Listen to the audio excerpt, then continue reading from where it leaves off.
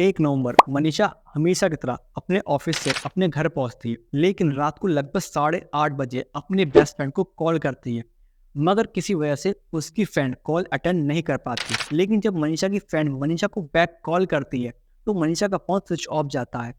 मनीषा की फ्रेंड को लगता है शायद मनीषा सो गई है, तो हम कल ऑफिस में बात कर लेंगे। पर नेक्स्ट डे जब मनीषा ऑफिस नहीं आती, जिसके बाद मनीषा की फ्रेंड मनीषा से मिलने के लिए उसके घर जाती है, लेकिन जहाँ मनीषा की भाभी उससे कहती हैं कि मनीषा रातों घर आई ही नहीं, जिसे सुनकर उसे थोड़ा शक होता है और वो बिना कुछ बोले अपने घर वापस आ जाती है। लेकिन 2 दिन बीतने के बाद जब मनीषा का कोई अता पता नहीं होता तो उसकी फ्रेंड पुलिस स्टेशन जाकर मनीषा की मिसिंग कंप्लेंट करती है। लेकिन जब मनीषा की फ्रेंड ने पुलिस को मनीषा की डिटेल बताई तो उस डिटेल्स के अकॉर्डिंग पुलिस को 2 नवंबर को नोएडा से लगभग 70 किलोमीटर दूर बागपत में एक जलते हुए सूटकेस में एक लड़के की डेड बॉडी मिली, जो उस डिटेल से मैच करती थी। और जब इन्वेस्टिगेशन चली तो पता चला वो डेड बॉडी मनीषा की थी। आखिर 1 नवंबर को मनीषा के साथ क्या हुआ था और क्या मनीषा अपने घर गई थी या नहीं? अगर गई थी तो उसकी भाभी ने झूठ क्यों बोला? आखिर क्या है मनीषा मर्डर केस से रिलेटेड सच्चाई? चलिए समझते हैं।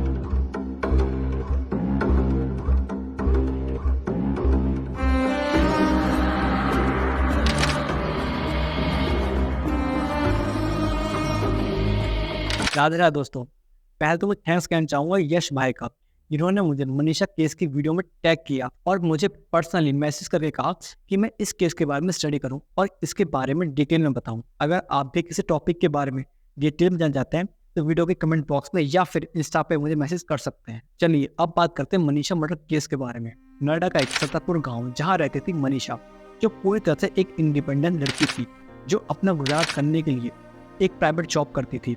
और प्राइवेट जॉब भी कोई हाई फाई नहीं, बल्कि तकरीबन 15 से 18 हजार तक की, जिसमें वह अपने कॉलेज की फीस और अपना गुजारा कर लेती थी। मनीषा के घर में 4 लोग थे, मनीषा, मनीषा की मम्मी, उसका भाई और उसकी भाभी। मनीषा के पिताजी का देहांत जब हुआ था तब मनीषा 6th स्टैंडर्ड में थी। लेकिन आपको ये जानकर हैरानी होगी, जो लड़की जिसका नाम मनीषा है और जो 15 से 18 हजार की नौकरी कर रही थी, वो असल में 5 करोड़ की प्रॉपर्टी की मालिक थी, जो मनीषा के पिताजी ने अपने मरने से पहले मनीषा और उसके भाई विवेक के नाम कर दी थी। पर मनीषा को ये क्या पता था कि उसके पिताजी की ये प्रॉपर्टी उसकी एक दिन जान लेने की। मनीषा के घर वाले मनीषा को रोज मारते और पीटते और कई हफ्तों तक उसे खाना खाने को नहीं देते। बेसिकली उसे बहुत टॉर्चर करते थे ताकि उसके नाम जो प्रॉपर्टी है वो अपने भाई के नाम कर दे। पर मनीषा अपनी फैमिली से बहुत प्यार करती थी, इसलिए उसने कभी ये बात पुलिस या किसी और को नहीं बताई, सिर्फ अपने बेस्ट फ्रेंड को छोड़कर। लेकिन मनीषा ये भी जानती थी अगर उसने प्रॉपर्टी अपने भाई के नाम कर दी,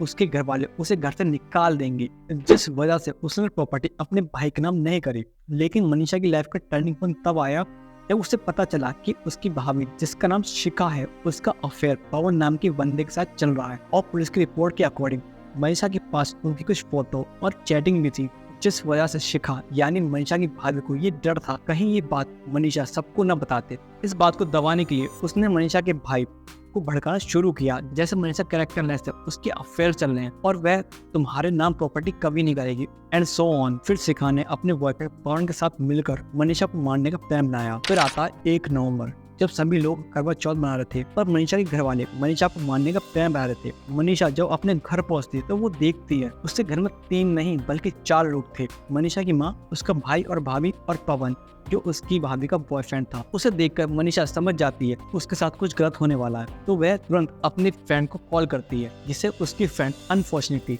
उठा नहीं पाती। और उसके बाद मनीषा के घर वाले उसका फोन तोड़ देते हैं, जिसके बाद मनीषा का फोन स्विच ऑफ हो जाता है और मनीषा के घर के सभी लोग मनीषा को बेरहमी से जान से मार देते हैं और उसे एक सूटकेस में डालने की कोशिश करते हैं। और जब वो उस सूटकेस में नहीं आती तो पवन मनीषा की हड्डियों को तोड़कर उसे सूटकेस में डाल देता है। आप जरा खुद सोचिए, कोई भाई अपनी बहन ऐसी हाथ करता हुआ कैसे देख सकता है?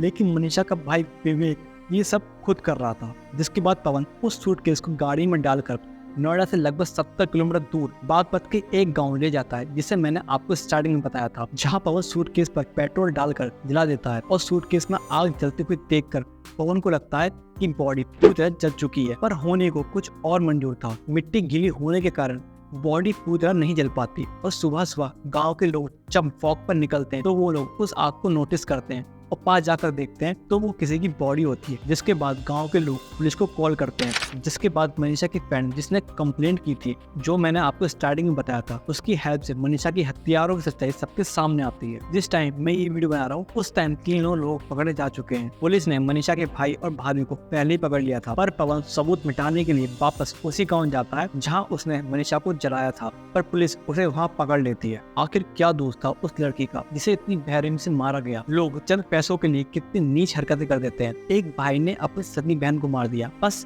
चंद पैसों के लिए, और अगर मनीषा की फ्रेंड आवाज न उठाती तो शायद मनीषा के बारे में किसी को पता भी नहीं चलता। और अगर मनीषा जब आवाज उठाती, जब उसको मारा और पीटा जा रहा था, तो शायद आज ये नौबत नहीं आती, पर हमारी बहन हमारे साथ होती। अगर आपको ये वीडियो अच्छी लगी तो वीडियो को लाइक करें और नीचे चैनल को सब्सक्राइब करें ऐसी और वीडियो देखने के लिए। राधे राधे।